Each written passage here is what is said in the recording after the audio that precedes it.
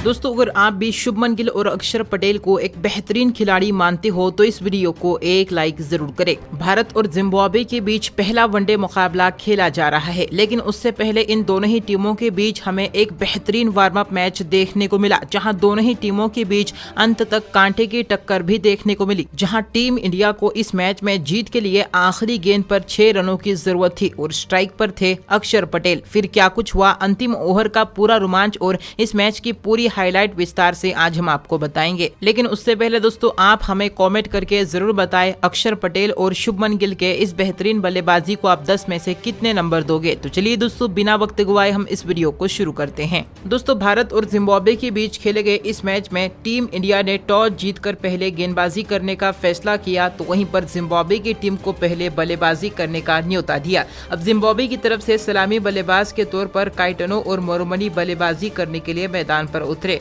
जहां दोस्तों पहली ही ओवर में काइटनो के बल्ले से एक करारा चौका देखने को मिला। वहीं दोस्तों तीसरे ओवर में टीम इंडिया को सफलता दिलाने का काम मोहम्मद सिराज ने किया, जहां इस ओवर में सिराज ने बेहतरीन गेंदबाजी करते हुए मोरोमनी को 3 रन के व्यक्तिगत स्कोर पर आउट करके पवेलियन भेज दिया। लेकिन इसके बावजूद दोस्तों चौथे ओवर में नए बल्लेबाज इनोसेंट किया ने एक के बाद एक 2 करारे चौके जड़ दिए। दूसरी तरफ दोस्तों काइटनो भी बेहतरीन बल्लेबाजी करते हुए नजर आ रहे थे, जहां दोस्तों 10 ओवर के पावर प्ले में जिम्बाब्वे की टीम 1 विकेट के नुकसान पर 41 रन बना चुकी थी, जहां दोस्तों काइटनो के बल्ले से लगातार शानदार बल्लेबाजी देखने को मिल रही थी। भारतीय टीम को विकेट की जरूरत थी, लेकिन इन दोनों ही खिलाड़ियों के बीच अर्धशतकीय साझेदारी भी पूरी हो चुकी थी, जहां दोस्तों 23वें ओवर में इनोसेंट किया ने एक के बाद एक 2 करारे चौके जड़कर अपना अर्धशतक पूरा कर लिया। दूसरी तरफ दोस्तों अगले ही ओवर में काइटनो ने भी एक बेहतरीन चौका लगाकर अपना अर्धशतक पूरा कर लिया। इन दोनों ही खिलाड़ियों के बीच शतकीय साझेदारी पूरी हो चुकी थी,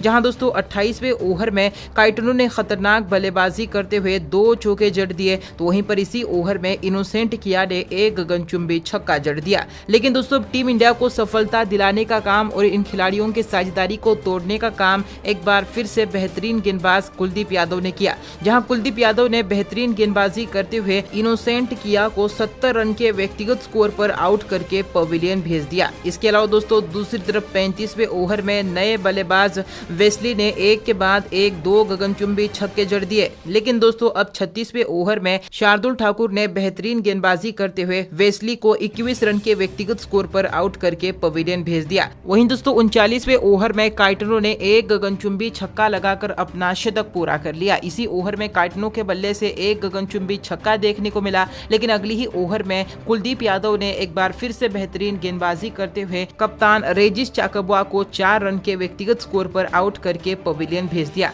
लेकिन दूसरी तरफ काइटनो की आक्रामक बल्लेबाजी जारी थी, लेकिन दोस्तों अब टीम इंडिया को सबसे बड़ी सफलता दिलाने का काम एक बार फिर से शार्दुल ठाकुर ने किया, जहां 44वें ओवर में शार्दुल ठाकुर ने भी बड़ा विकेट हासिल किया और काइटनो को 127 रन के व्यक्तिगत स्कोर पर आउट करके पवेलियन भेज दिया। लेकिन इसके बावजूद भी 40वें ओवर में सिकंदर रजा ने एक के बाद एक 2 गगनचुंबी छक्के जड़ दिए और इस तरह से दोस्तों 50 ओवर के पारी में जिम्बाब्वे की टीम 8 विकेट के नुकसान पर 305 रन बना सकी, जहां दोस्तों जिम्बाब्वे की टीम ने भारतीय टीम के सामने जीत के लिए 306 रनों का लक्ष्य रखा। लक्ष्य काफी बड़ा था, तो टीम इंडिया को एक बेहतरीन शुरुआत की जरूरत थी। भारतीय टीम की तरफ से सलामी बल्लेबाज के तौर पर शिखर धवन और केएल राहुल की बेहतरीन जोड़ी मैदान पर बल्लेबाजी करने के लिए उतरी। वहीं दोस्तों पहले ही ओवर में शिखर धवन ने आक्रामक बल्लेबाजी करते हुए एक के बाद एक 2 करारे चौके लगाकर अपनी मंशा साफ कर दी थी। इसके अलावा अगली ही ओवर में केएल राहुल के बल्ले से भी एक करारा चौका देखने को मिला, तो वहीं पर दोस्तों छठे ओवर में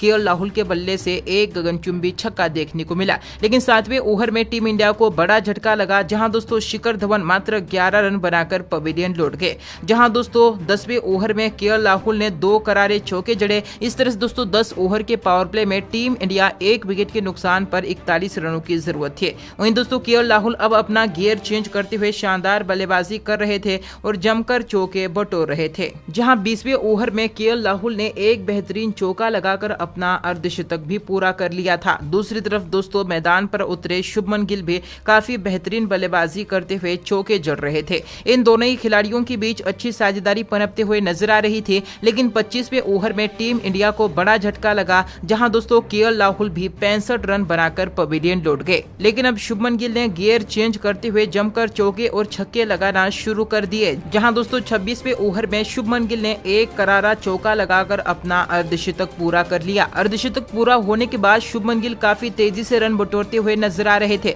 और जमकर बाउंड्रियां बटोरते हुए भी नजर आ रहे थे। दूसरी तरफ ईशान किशन भी काफी बेहतरीन बल्लेबाजी करते हुए शुभमन गिल का बेहतरीन साथ दे रहे थे और ईशान किशन भी चौके जड़ते हुए नजर आए, जहां दोस्तों इन दोनों ही खिलाड़ियों के बीच एक बार फिर से हमें एक बेहतरीन साझेदारी देखने को मिली, जहां 40 ओवर तक टीम इंडिया 2 विकेट के नुकसान पर 220 रन बना चुकी थी। जहां भारतीय टीम को जीत के लिए आखिरी के 60 गेंदों में 86 रनों की जरूरत थी। मैदान पर शुभमन गिल और ईशान किशन की बेहतरीन जोड़ी मौजूद थी, जहां दोस्तों 41वें ओवर में शुभमन गिल ने एक गगनचुंबी छक्का लगाकर अपने शतक को अंजाम दे दिया। इसी ओवर में ईशान किशन के बल्ले से भी एक गगनचुंबी छक्का देखने को मिला। लेकिन दोस्तों 42वें ओवर में टीम इंडिया को सबसे बड़ा झटका लगा, जहां शुभमन गिल दोस्तों 103 रनों की बेहतरीन पारी खेलकर पवेलियन लौट गए। लेकिन 43वें ओवर में ईशान किशन ने एक बेहतरीन चौका लगाकर अपने अर्धशतक को अंजाम दे दिया। लेकिन दोस्तों 45वें ओवर में भारतीय टीम को एक और बड़ा झटका लगा, जहां दोस्तों ईशान किशन भी 59 रनों की बेहतरीन पारी खेलकर पवेलियन लौट गए। जहां दोस्तों 45 ओवर तक टीम इंडिया 4 विकेट के नुकसान पर 258 रन बना चुकी थी। मैदान पर नए बल्लेबाज के तौर पर अक्षर पटेल और दीपक हुडा की जोड़ी मौजूद थी, जहां दोस्तों टीम इंडिया को जीत के लिए आखिरी के 30 गेंदों में 48 रनों की जरूरत थी। जहां दोस्तों 46वें ओवर की दूसरी ही गेंद पर दीपक हुडा भी मात्र 2 रन बनाकर पवेलियन लौट गए। जी हां दोस्तों, अब गेम को फिनिश करने की जिम्मेदारी एक बार फिर से अक्षर पटेल के कंधों पर थी। जहां दोस्तों 47वें ओवर में अक्षर पटेल ने खतरनाक बल्लेबाजी करते हुए एक के बाद एक ओवर में 3 छक्के लगाकर 20 रन बटोर लिए। जहां 48वें ओवर में शार्दुल ठाकुर के बल्ले से भी एक गगनचुंबी छक्का और एक बेहतरीन चौका देखने को मिला। इसके अलावा दोस्तों 49वें ओवर में अक्षर पटेल ने खतरनाक बल्लेबाजी करते हुए एक गगनचुंबी छक्का और एक बेहतरीन चौका जड़ा और इसी ओवर में शार्दुल ठाकुर ने एक करारा चौका जड़ दिया। जहां दोस्तों टीम इंडिया 49 ओवर में 5 विकेट के नुकसान पर 288 रन बना चुकी थी। भारतीय टीम को जीत के लिए आखिरी की 6 गेंदों में 18 रनों की जरूरत थी और स्ट्राइक पर खड़े थे अक्षर पटेल। जहां दोस्तों पहली ही गेंद पर अक्षर पटेल के बल्ले से एक करारा चौका देखने को मिला।